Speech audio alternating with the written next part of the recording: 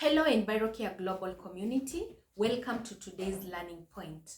Before we proceed to today's learning point, I would urge all of us to try and plant trees. This is the best time to plant trees because we have rains that can be able to support the trees that we plant now.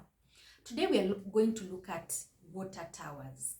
You know, water towers which act as a lifeline for Kenyans, for neighboring countries across the continent and even globally. We have 5 major water towers, and these are the Mount Kenya forests, the Aberdare forests, Mount Elgon forests, Cherangani forests, and the Mau complex forests.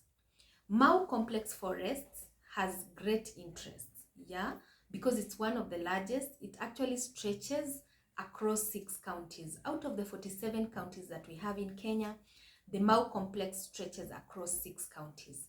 And these 6 counties are Uasin Gishu County, Nakuru County, Bomet County, Baringo County, Kericho County, and Narok County.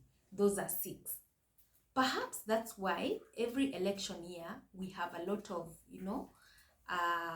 attention to the Mau complex.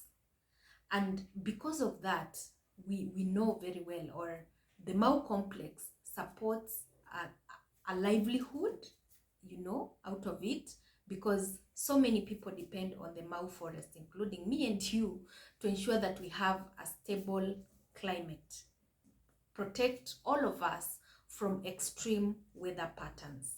And that's why it is important that all of us, in one way or another, protect our water towers. It also acts as a catchment for 12 rivers. Can you imagine 12 rivers depend on the Mau complex? And these 12 rivers are equally of importance because we know very well that rivers equally support livelihoods. People fish from these rivers, and these rivers, they equally drain their water in different lakes in this country. Meaning, if we interfere with the Mau complex, of course, these rivers will dry up and we might not be having the lakes that we have right now. They actually drain their water to Lake Nakuru, Lake Natron in Tanzania, Lake Turkana, Lake Victoria, which is of great interest because Lake Victoria is one of the lakes that we have with fresh water, and a lot of fishing goes on at Lake Victoria. Of course, a lot of the fish that we eat comes from Lake Victoria, meaning interfering with our water tower again affects fishing. Of course, it's a source of livelihood for so many people. People depend on the various rivers for agriculture. And even I'll mention, for example, River Yala and River Nyando drain their water in Lake Victoria. Then we have Mara River, which cuts across Masai Mara and Serengeti, putting us in the global map, because Masai Mara, when we talk about the 8th wonder of the world, again, it's in the Masai Mara, depending on the Mara River. So what does that tell you? Whenever we interfere with the Mau complex or the water towers, it does not only affect the Mau itself, but even affects tourism. Now let's go to Lake Victoria, the fresh lake water that we have. River Nyando and River Yala drains the water in Lake Victoria. Then one of the longest river that we have in the world, River Nile, Lake Victoria is the source of River Nile. And when you look at River Nile, of course, it is not one of the rivers, but the river that helped in civilization of Egypt and Sudan because of the potential it carries in supporting agriculture. Even to date, it's a lifeline for millions of people that depend on River Nile.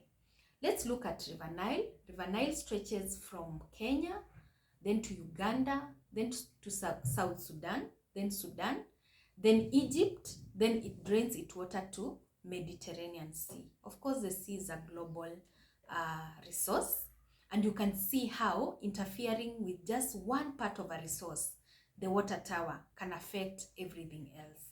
That's why it's very important, all of us, in one way or another, to take care of the small actions that we take every day. When we allow, for example,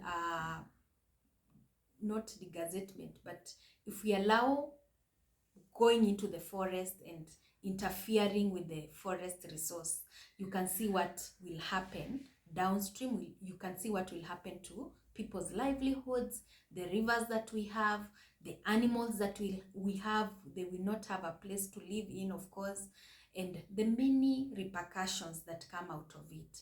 And remember, environmental challenges are not easy to reverse. For example, if today we say we cut half of the Mau forest, how many years will it take to reverse exactly what I've talked about, to ensure that we go back to where we are? Of course, it will take a lot of time. That's why it is your responsibility, my responsibility, of course, government's responsibility, to ensure that our water towers are intact. Remember to like, share, and subscribe so that we may learn together. Thank you.